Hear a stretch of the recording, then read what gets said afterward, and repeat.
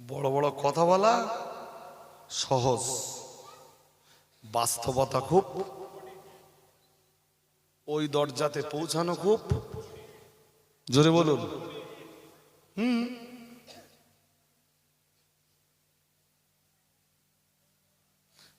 আমি অন্য কিছু বলবো না ভাই সাহেব, শুধু আজকে নেওয়ার মানুষদের এতটুকু বলবো, স্টেজে বড় বড় কথা বলা খুব সহজ, অত উঁচু দরজাতে যেতে হবে না। 5 বারের নামাজ ঠিক রাখা, এটা অনেক বড় ব্যাপার। আমাদের মতো হুজুরদের পিছনে চল লাগিয়ে কখনো খবর নিয়ে দেখেছেন যে হুজুর সারা রাত অজ করে বেড়ায়, নামাজ পড়ে কিনা? আল্লাহ বলেছেন আমি যাকে ইচ্ছা তাকে সাম্রাজ্য দান করি। ওই সাম্রাজ্য মানে শুধু রাজত্ব না, শুধু দুনিয়ার রাজত্ব না, আমি যাকে ইচ্ছা করি দুনিয়ার রাজত্ব তাকে দান করি, যাকে ইচ্ছা করি ইলমের রাজত্ব তাকে দান করি, যাকে ইচ্ছা করি হাদিসের রাজত্বে তাকে বসিয়ে দেই, তাফসীরের রাজত্বে তাকে বসিয়ে দেই, আরবি সাহিত্যের রাজ করতে তাকে বসিয়ে দেই। আর একটু মন খুলে বলেন, ওটা সূরা আলে ইমরানের 26 নম্বর ওই আয়াতের তাফসীর। আমি ওই আয়াতের তাফসীর করতে আজকে বসিনি বাবা, শুধু প্রসঙ্গ এলো একটুখানি বলে ফেললাম। ইমাম বুখারী কোথা থেকে ছুটে যাচ্ছেন? রাশিয়ার বোখারা। কোথায়? রাশিয়ার বোখারা। যে রাশিয়া আজকে কাদের হাতে? যে রাশিয়াতে, যে রাশিয়ারা এক সময় মুসলিমদের উপরে অত্যাচারের স্টিম রুলার চালিয়েছিল, সেই রাশিয়া থেকেই আল্লাহ ইমাম বুখারীর মতো দুনিয়া বিখ্যাত মুহাদ্দিসকে বেছে নিয়েছেন। আর একটু মন খুলে বলুন না। এই যে আবার বলছি, আমার দিকে মন দেন, আমি বেশিক্ষণ আজ করব না বাবা। জি, ইমাম বুখারী একটা হাদিস শুনতে 65 মাইল হেঁটেছেন। আবার আসবার সময় 65 ইন্টু 2 কত হয়? জোরে বলে না। 130 মাইল হেঁটেছেন, 3 মাইল রাস্তা হেঁটেছেন একটা হাদিস পাওয়ার জন্য। কেউ আছেন এখানে? যদি আমি একটা হাদিস শুনতে 3 মাইল হেঁটেছি। এখানে হাদিস আলোচনা হয়, বাইরে আড্ডা মারা হয়। এখানে হাদিস আলোচনা হয়, বাইরের বাজারে ছেলেমেয়েরা ভিড় জমায়। এ তো সেই মুসলিম। জি হাজিরিনে মজলিস, ইমাম বুখারী এত রাস্তা হাঁটবার পরেও একদিন কি হয়েছে জানেন? হেঁটে হেঁটে গেছেন, শুনেছেন ও অমুক জায়গায় অমুক লোকের কাছে একটা হাদিস আছে, তো ওইটা আনবার জন্য গেছেন ইমাম বুখারী। যে দেখেছেন যে লোকটা ঘোড়ারে ঠকাচ্ছে। যারা ঘোড়া লালন পালন করে না, ওদের এরম হাত মুষ্টিবদ্ধ করলে ঘোড়া বুঝে না ছোলা আছে, আর ঘোড়া যেই কাছে আসছে ও হাত খুলে দেখাচ্ছে কিচ্ছু নেই। শুধু ইমাম বুখারী যে দৃশ্যটা দেখলেন যে লোকটা ঘোড়ারে ঠকাচ্ছে। আল্লাহ পাকের ওলি, আল্লাহর প্রিয় বান্দা ইমাম বুখারী রাহমাতুল্লাহ আলাইহি এক বিন্দু বিসর্গ দেরি না করে সিদ্ধান্ত নিয়েছিলেন, না না না না না, এই মানুষটার কাছে আমি হাদিস শুনবো না।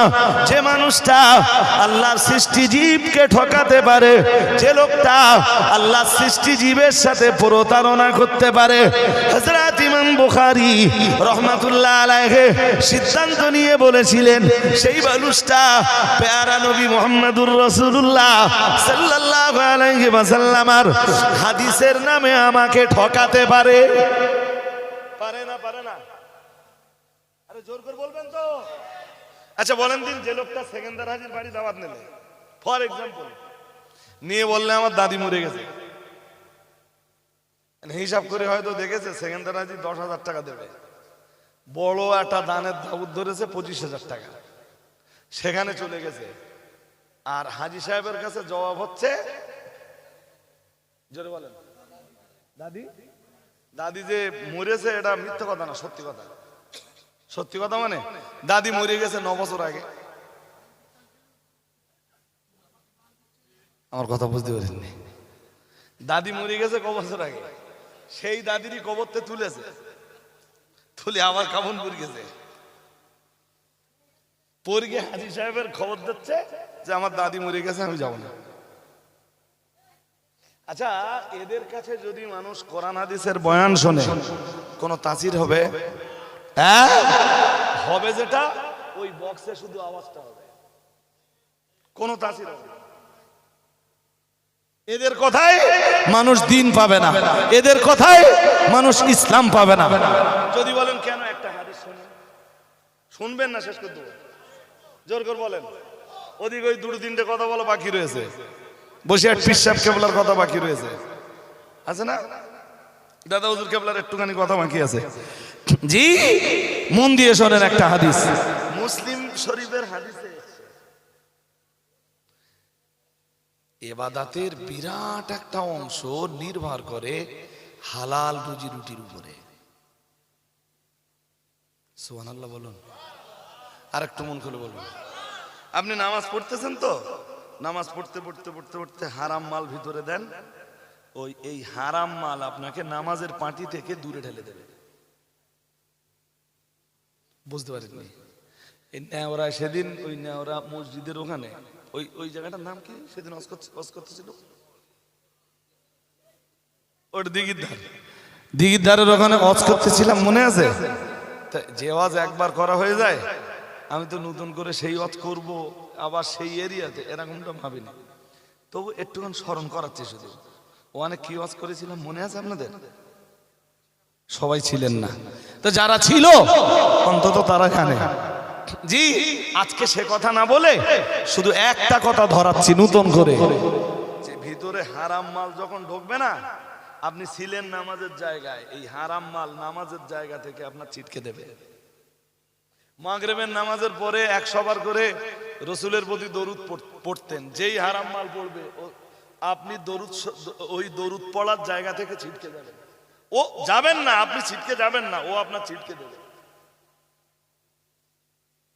আর ভিতরে হালাল ঢুকবে যখন না, এই যে ভিতরে হালাল ঢুকবে, গভীর রাত, প্রচন্ড ঠান্ডার রাত, হালাল রেজেক, লেপ কাঁথা কম্বল, হ্যাঁ সবকিছু উপরে চাপানো আছে, বিছানা থেকে আপনাকে তুলে দেবে, কম্বল ফেলে দেবে, ওঠ তাহাজ্জুদের নামাজের সময় হয়েছে। কে পৌঁছে দেবে? আরে জোরে বলতে হবে। আমি তাই বলেছি? কি বলেছি বলেন? তাহলে উল্টো বলতেছেন কেন? যা বলবো, যেদিন যেরকম ভাবে ওয়াজ করবো সেদিন সেরকম বলতে হবে আপনাদের। ইচ্ছা আল্লাহ ওই হালাল রেজেক আপনাকে তাহাজ্জুদের নামাজের মুসাল্লায় পৌঁছে দেবে।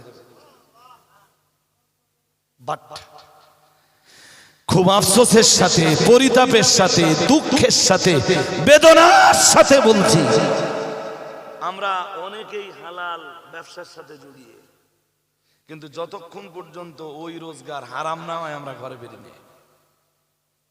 কাজ হালাল, হারাম যতক্ষণ না হবে ততক্ষণ বাড়ি আসবে না। আমার কথা যদি না বুঝতে পারেন, বুঝিয়ে বলার মতো,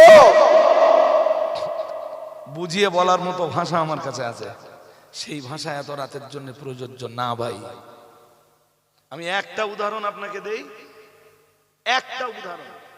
হালাল ভাবে, হালাল ব্যবসায় হালাল ভাবে উপার্জন করলে উপার্জন হবে 1000 টাকা, একই টাইম, একই কাজ, একই টাকা।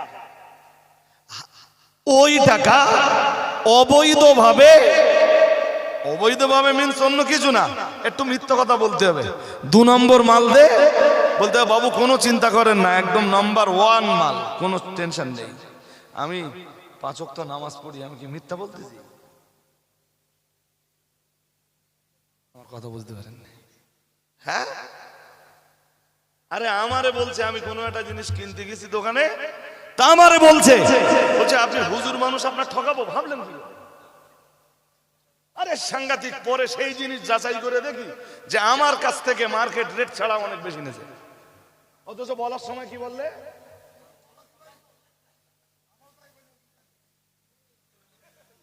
আরে ভাই, আমার অশুনলে আপনাদের জীবনের সাথে সবগুলো মনে হবে সব মিলে যাচ্ছে। যাদের ভাই আমার দেখতে পাচ্ছ, আমার এই মুখি দাঁড়ি, নামাজ পড়ে পড়ে দেখতে পাচ্ছ আমার এই কড় পড়ে গেছে, ভাববেন ও ঠকাত চাচ্ছে। আর যেটা সহজে বলবে যে ভাই আমার এই দাম আছে, তোর পছন্দ হলি নে, নইলে ভাগ। আমি কি বোঝাতে পারছি আপনাদের? ভাই আমার এই রেট আছে, তুই নিবি? কি বলছে জানেন? বলতেছে আল্লাহর কসম করে বলতেছে আমার লাভ নেই। তোরে তো শুধু তুই বলে লস করে দিল। ও মাল কিসে দিচ্ছে?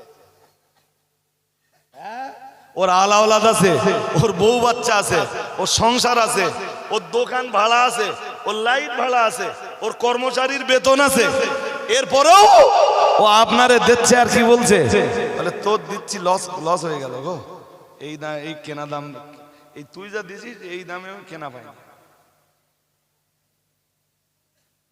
ও মাল হারাম হবে না হালাল হবে? আরে জোর করে বলতে হবে। হ্যাঁ, সাবধান হয়ে বাড়ি যান। এই যে মুসলিমের আর এক হাদিস আছে, আমি এই হাদিসটা এইটা একটুখানি বলে নেই, হাদিসটা পরে বলছি। রাসূল বলেছেন 3 শ্রেণীর মানুষের সাথে আল্লাহ হাসরের মাঠে কথা বলবেন না, তাদের দিকে ভালোবাসার নজরে দেখবেন না, তাদের গুনাহ আল্লাহ মাফ করবেন না, আর তাদের জন্য জাহান্নামের যন্ত্রণাদায়ক শাস্তির যে ব্যবস্থা করে রেখেছেন ওই শাস্তি আমার আল্লাহ তাদেরকে দিবেন। নাউজুবিল্লাহ। জোর করে বলেন।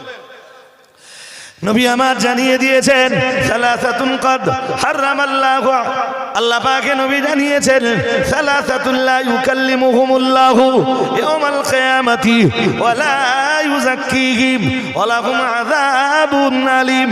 নবী আমার জানিয়েছেন দুনিয়ায় এমন 3 শ্রেণীর মানুষ রয়েছে যাদের সাথে আমার আল্লাহ হাসরের ময়দানে কথা বলবেন না, যাদের দিকে আমার আল্লাহ ভালোবাসার নজরে তাকাবেন না, মহব্বতের নজরে তাকাবেন না, রহমতের দৃষ্টিতে দেখবেন না।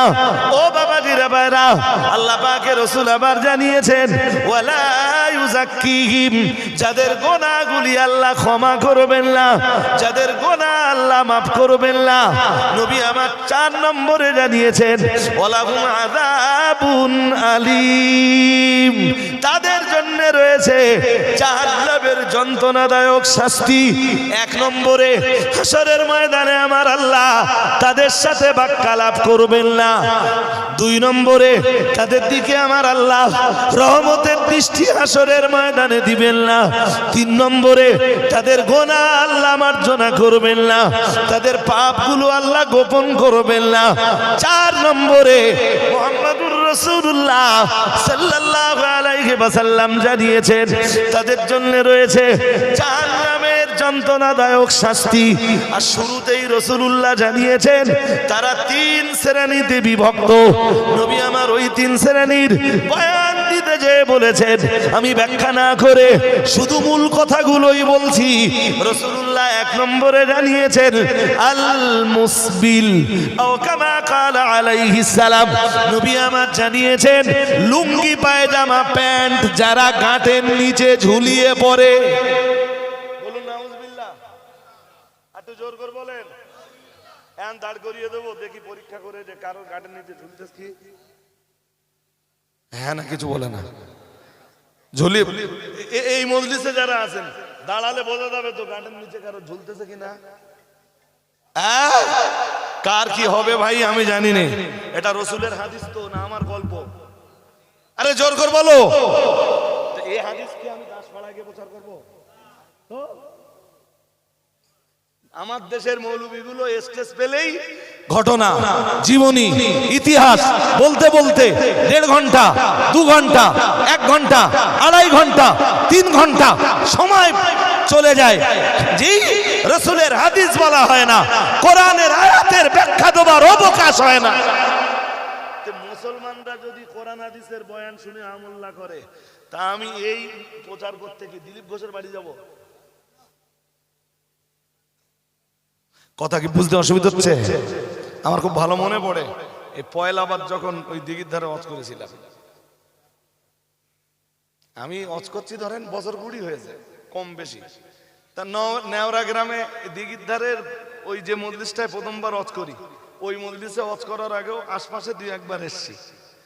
জি, কিন্তু খুব গুরুত্বের সাথে এটা বুঝেছিলাম যে কিছু এলাকার মানুষ আছে যাদের কাছে কোরআন হাদিসের নসিহত ভ্যালুলেস, কোনো দাম নেই।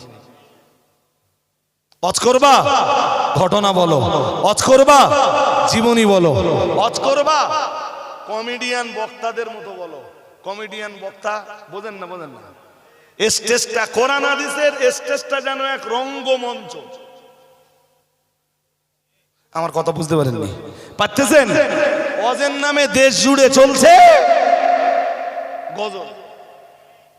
আরে হ্যাঁ না জোর করে বলতে হবে আপনাদের। আর আমার যদি ভুল হয়ে যায় আপনারা বুঝকে দেন। আমার মানুষের হেদায়েতের জন্য আল্লাহ নাজিল করেছেন কোরআন না গজল? সবাই জোরে বলতে হবে। কারোর যদি মনে হয় যে গজল নাজিল করেছেন আপনি বলে ফেলুন। জি চলছে, তো চলছে, আমরাও অ্যাকসেপ্ট করছি, আমরাও আবেগ আপ্লুত হয়ে পড়ছি তাদের উপরে। আমারও কোন কোন মজলিসে ওয়াজের শেষে বলে হুজুর একটা গজল বলবা, এমন ভাবে বলতে চান আমি দুলা ভাই, হুজুর একটা গজল বলবা। হ্যালো ভাই আমি গজল জানি না কো, এমনি ওয়াজে উঠে তাই সময় নষ্ট করি না। 8 বার 10 বার 25 বার 30 বার দরুদ শরীফ পড়ে মোটেই সময় নষ্ট করি না, দেখেছেন? খুব বেশি হলে মজলিসে 1-2 বার দরুদ শরীফ পড়ে বাকি টাইমটা কোরআন হাদিসের কিছু বয়ান করি। বাস্তব ভিত্তিক মানুষের দ্বীন ঈমানের উপকার হয় এই রকম কিছু বয়ানের চেষ্টা করি। বাকি আল্লাহ মালিকের মর্জি, তিনি কবুল করুন। বলুন আমিন, বলুন না আমিন।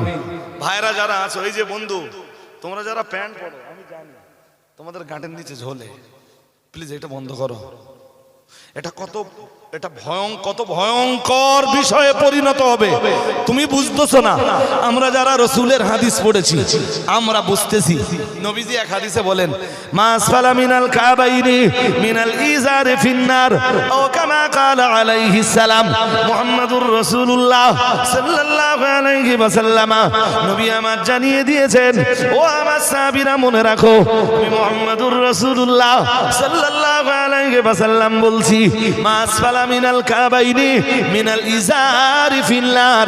রাসূলুল্লাহ জানিয়েছেন লুঙ্গি পায়জামা প্যান্টের যে অংশটা গাঁটের নিচে ঝুলতে থাকে রাসূলুল্লাহ জানিয়েছেন ওটা জাহান্নামের আগুনের খোরাক। বলুন নাউজুবিল্লাহ। আরো ভালো আওয়াজ হতে হবে, মিলেমিশে বলেন নাউজুবিল্লাহ। ওটা কিসের খোরাক?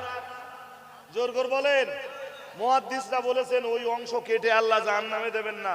যাদের গাঁটের নিচে লুঙ্গি পায়জামা প্যান্টের অংশ ঝুলবে, যতটা পরিমাণ ঝুলবে ওই অংশ কেটে জাহান্নামে দেবেন না, বরং যারা ঝোলাবে তাদের গোটা দেহটাই আল্লাহ জাহান্নামের আগুনের খোরাক বানাবেন। বলুন নাউজুবিল্লাহ।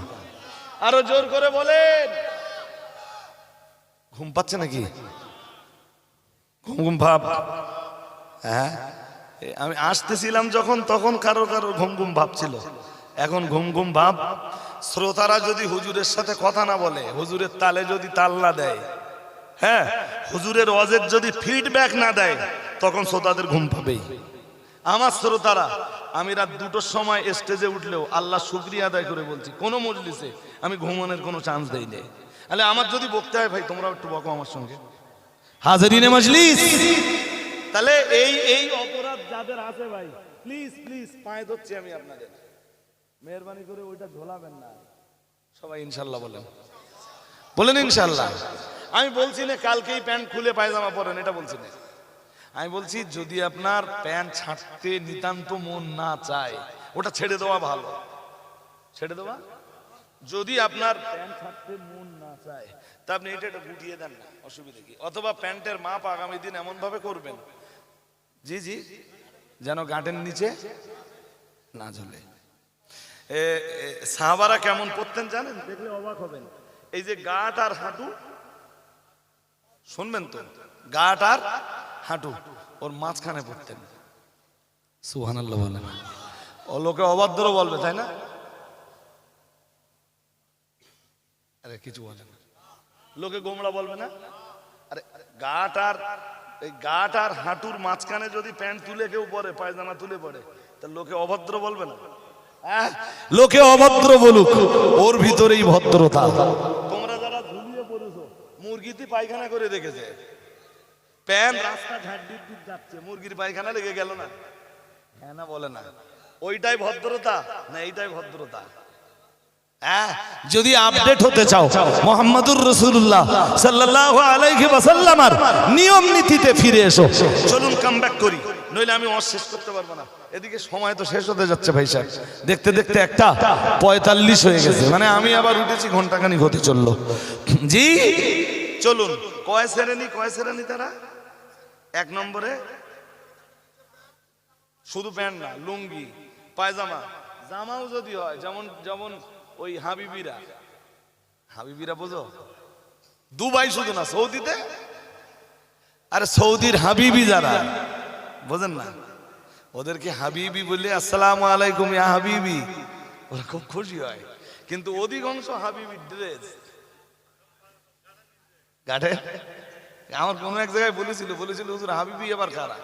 আরে সৌদির অধিবাসীরা, খোদ মদিনার অধিবাসীরা, তাদের গাঁটের নিচে ঝুলতেছে হাসলাত। আমার রসুল যদি আজকে থাকতেন আমার মনে হতো, আমি অনেককে বলেছি, আলে মা আসফালা মিনাল কাবাইনে মিনাল ইজারে ফিন্নার। মুখের দিকে দেখছে, দেখে বলছে, কি বলছে জানেন? আমাদের মতো ঠেলালো করা না। আমাদের দেশ যেমন কারো ভুল ধরে দিলি বলে আমি করতিস তা তোর কি? হ্যাঁ কিনা বলে না, এরকম বলার লোক আছে না? নেই না। তোর কে কিছু অসুবিধা হচ্ছে, তুই বলার কে? ওরা ওরম বলবে না, ওরা পরিষ্কার স্বীকার করে, বলবে এটা আমার অন্যায়। কি বলবে? হ্যাঁ আপনি হাদিস শোনালে বলবে হাদিসটা সহি, কিন্তু আমি আমল করতে অপারগ। বুঝতে পারেননি? ওদের এই নীতিটা ভালো ভাই, যে নীতিটা আমাদের খারাপ। তাহলে আমি মদ খাবো তো কি, হুজুরকে পয়সায় মদ খাই, হুজুরটা বলার কে?